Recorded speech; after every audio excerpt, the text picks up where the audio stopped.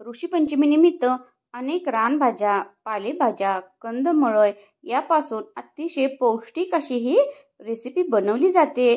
तर आजच्या व्हिडिओमध्ये आपण हीच ऋषीपंचमीची भाजी कशी बनवायची आहे हे पाहणार आहोत। तर हा व्हिडिओ मी नाही बनवलेला, तर या उमाताई आपल्याकडे आलेले आहेत आणि त्यांनी हा व्हिडिओ बनवलेला आहे। चला तर पाहूया अतिशय पौष्टिक परंतु अतिशय साध्या आणि सोप्या पद्धतीने ही ऋषीची भाजी कशी बनवायची आहे। नमस्कार, सुप्रभातम, ओम गंग गणपते नमः। आज ऋषी पंचमी, गणेशाच्या दर्शनाने सुरुवात करत आहे। आणि बघा मंडळी, आज आपण हा फापट पसारा भाज्यांचा बघत आहोत। काय काय बरं आहे हे इकडे पडवळ आहे, हे आहे दोडकं, कणसाचे तुकडे, भोपळा, तवस, नवधारी भेंडे, तिकडे शेंगदाणे भिजवलेत, हे अळू अजून चिरायचे आणि हा लाल माठ चिरायचा आहे। मंडळी, ह्या चिराचिरीलाच भरपूर वेळ लागतो। काल संध्याकाळी अर्ध्या भाज्या आणि आज सकाळी 4 वाजल्यापासून चिरते, आता सकाळचे 7 वाजत आलेत। तर ही ऋषी पंचमीची भाजी बघताय ना, हे कणस, ही 10 कणसाचे तुकडे आहेत बरं का। 2 किलो भोपळा आहे, 1.5 किलो दोडका आहे, 2 किलो पडवळ आहे, एक मोठी आमच्या गावावरनं घरचं तवसं आलेलं आहे, हे नवधारी भेंडे, हे अळू, या एवढ्या सगळ्या भाज्या आजच्या ऋषी पंचमीच्या भाजीमध्ये जातात। तर आहे की नाही गंमत? म्हणून म्हटलं आज एक व्हिडिओ करूनच घ्यावा। मला वेळ नसतो तरी पण घाईघाईत हा व्हिडिओ केला आहे। पुढे भेटूया भाजी बनल्यावर। नमस्कार। तर आता 8 वाजलेत। काल संध्याकाळपासून ही चिराचिरी, हा एवढा मोठं पातेलं ठेवलेलं आहे आणि हे साजूक तूप आता घालतीये। तर बघा मंडळी, हे केवढं मोठं पातेलं आहे। जरा पातेल्याकडे कॅमेरा दे। हां, तर आता आपण तूप गरम झालेलं आहे, त्याच्यामध्ये जिरं घालणार आहोत।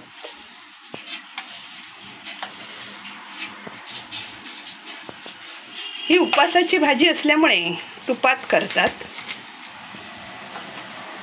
तर जिरं क्रॅकल होऊ दे, तोपर्यंत आपण भाज्यांकडे बघून घेऊया।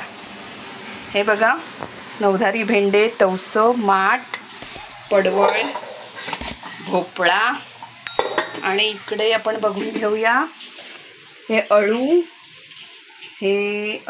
हे दोडकं आणि हे शेंगदाणे आता उकडायचे आणि हा पुरा कुकर भरून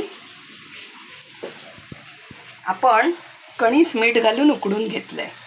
आता ह्याच्यात मंडळी 3 नारळ फोडलेत, कोथिंबीर, मिरच्या, याचं वाटण आहे, एवढा चिंचेचा कोळ जाणार आहे आणि गूळ जाणार आहे, तेव्हा ही भाजी तयार होणार आहे। तर आता आपण जिरं क्रॅकल झालं आहे, एक एक भाज्या टाकूया।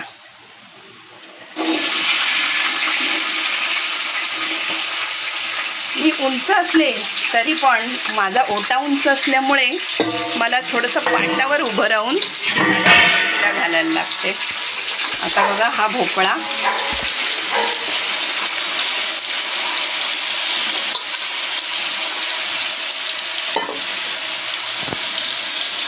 नंतर हा माठ, अजून दोडकं बिडकं सगळं घालायचं आहे बरं का।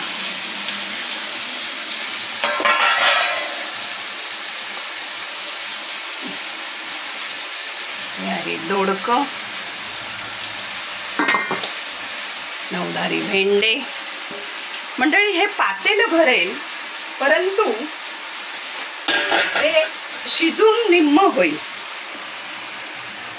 आता बघा, हे सगळं अळू, हे अळू साफ करायला भरपूर वेळ लागतो।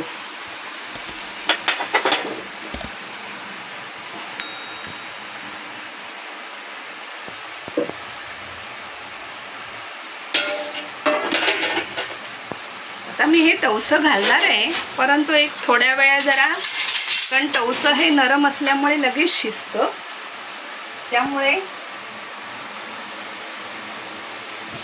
आता हा बघा, हा खाली पाट आहे, ह्याच्यावर मी उभं राहणार आहे. असा फडका पकडून हे बघा, पातेलं जवळजवळ भरलेलं आहे.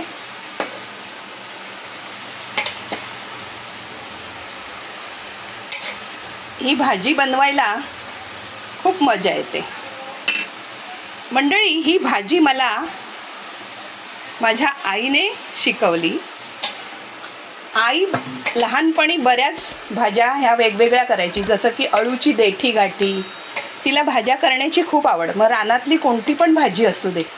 पण हा वारसा मी जतन करून ठेवला आहे. आताच्या पिढीला या पौष्टिक फायबरयुक्त भाज्या खायला नको असतात, परंतु आपल्याला जर आपला फिटनेस सांभाळायचा असेल तर ह्या भाज्या पोटात जाणं खूप आवश्यक आहे. तंतुमय खाणं आपल्या आहारात असलं पाहिजे. ही भाजी दही घालून खूप छान लागते बरं का खायला. तर मी हा वारसा जतन करून ठेवला आहे. पुढच्या पिढीचं आम्हाला माहिती नाही, पण जोपर्यंत मला जीवात जीव आहे तोपर्यंत दरवर्षी ह्या दिवशी ही भाजी बनली जाणार. आवडत असल्यास मी अधेमध्ये पण कधीतरी बनवते, जेव्हा मला लहर येते की नाही आज आपल्याला खायला पाहिजे, किंवा इच्छा होते की आज ही भाजी करून खावी, त्यावेळेला मी ही करते. तर आता आपण परत ही भाजी शिजायला जवळजवळ 1-1.5 तास जाईल आणि त्याच्यानंतर तयार झाल्यावर मी तुम्हाला दाखवणार आहे. Till then bye. हाय, मी म्हटलं ना 40-45 मिनटं चांगली शिजवायची. आणि आता आपण सगळं भाज्या बघूया. आता हे बघा, अरे बापरे, मगाशी हे पातेलं भरलं होतं, आता केवढं खाली झालं आहे. मंद अग्नीवर छान म्हणजे शिजवून घ्यायची. आता मंडळी, मगाशी मी थोडीशी शिजताना चिंच घातली, कारण कधी कधी अळूला खाज असते, त्यामुळे थोडीशी शिजताना घातली. अजून आता आपल्याला बघा, इथे बघा मी दाखवते. हे आहे मीठ, हे आहे 3 नारळाचं खोबरं, 15-20 ओल्या मिरच्या, थोडासा आल्याचा तुकडा, आणखीन जिरं, आणि हा चिंच वाटलेली, आणि हा गूळ. आणि हे बघा, इथे मी वेगळे सोडा घालून भिजवलेले शेंगदाणे मीठ घालून शिजवून घेतले. आता आपण एक एक गोष्टी घालत जाऊया. पहिल्यांदा घालतोय हे शेंगदाणे. आता आपण घालतोय कणसाचे तुकडे. थांबा, हां दाखवते.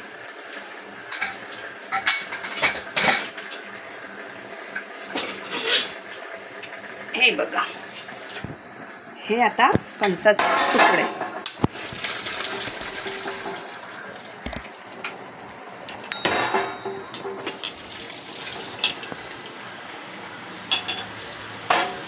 थोडेसे खायला वेगळे ठेवणार आहे.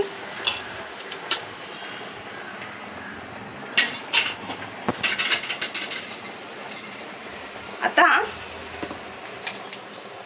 चिंच गुळ आधी का नाही घातली, तर ह्या कणसाला चोखून खाताना चिंच आंबट गोड स्वाद आला पाहिजे. तर आता हे बघा, ही मी वाटलेली चिंच थोडी घातली, अगोदर थोडी घातलेली आहे. आता घालते आहे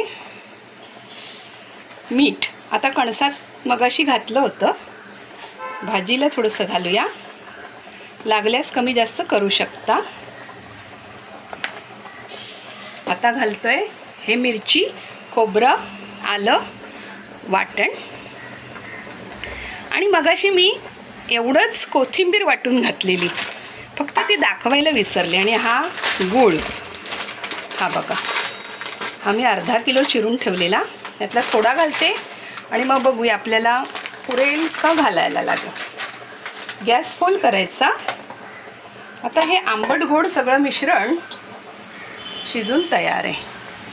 ही भाजी शिजायला 1 तास लागतो, कारण ही प्रमाणात भरपूर असते. आणि झालं, आता हे सगळं एकजीव झालं की आपली भाजी तयार आहे. ह्याला ऋषीचं बढम असं म्हणतात. काही ठिकाणी वऱ्याच्या भाकऱ्या करून त्याच्यासोबत खाल्ली जाते, किंवा नंतर खाताना थंड झाल्यावर दही घालून खायची. आणि आज या भाजीला विशेष महत्त्व आहे, कारण ऋषीच्या उपासाला ह्या सगळ्या भाज्या खातात. पावसामध्ये नवधारी भेंडे असतात, त्यामुळे त्यावेळेला भाजीमध्ये त्या उपवासाला नवधारी भेंडा चालतो. नवधारी म्हणजे 9 धारा असलेला किंवा 7 धारी. नेहमीच्या भेंडीला 4च धारा असतात.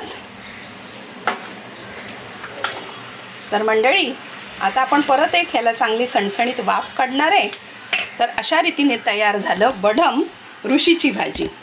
कशी काय? मेहनतीची, परंतु चवीला अतिशय चांगली लागणारी आणि पौष्टिक अशी आपली भाजी तयार आहे. नक्की या खायला. बाय. तर आपली ऋषीची भाजी तयार आहे. लवकर या खायला. ही बघा,